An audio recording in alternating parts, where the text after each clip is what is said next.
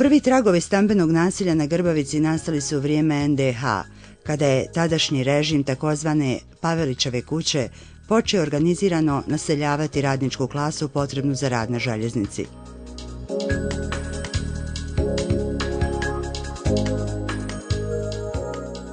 Prva planska izgradnja naselja Grbavica otpočela je 1948. godine. Ovo naselje, nekadašnja oaza radničke klase, bila je poznata i van granica naše zemlje kao primjer klasične socrealističke arhitekture. Grbavica je na nekim arhitektonskim fakultetima korištena kao primjer loše urbanizacije, odnosno primjer kako ne treba praviti naselja.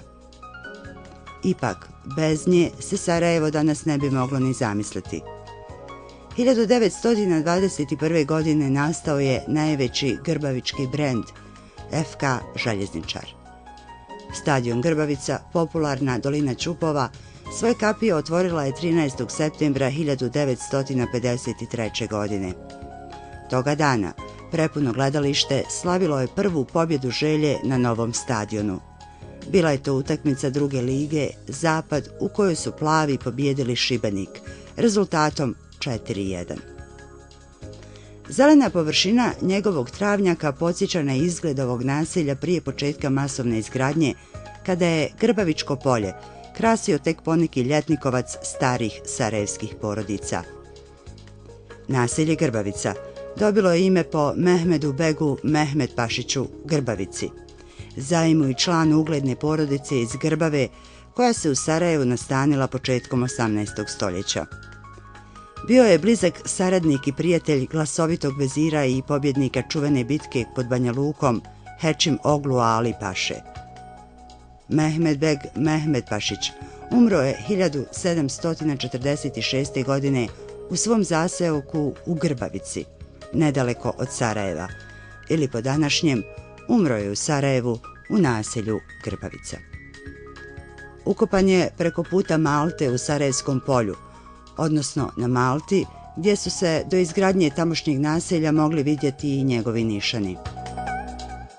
Početkom 19. stoljeća Grbavica uđe u posjed bistričke porodice Džanetića, koji su na tom prostoru podigli ljetnikovac, u kojem je 1868. umro i posljednji član ove ugledne sarajevske porodice Alibek Džanetić. Sa istog mjesta 1902. godine na drugi svijet otputovao je još jedan ugledni Sarajlija i drugi sarajevski gradonačelnik Mehmed Beg Kapetanović Ljubušak.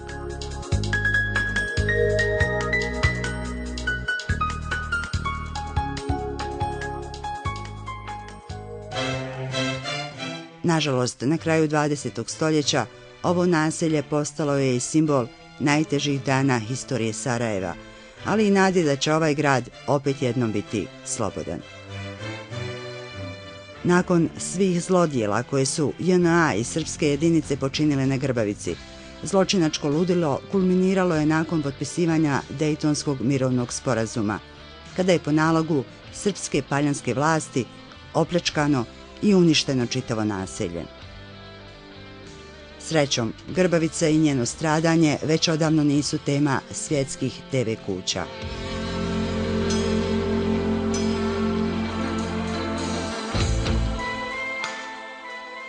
Nažalost, ni na Željin stadion ne dolaze veliki svjetski klubovi.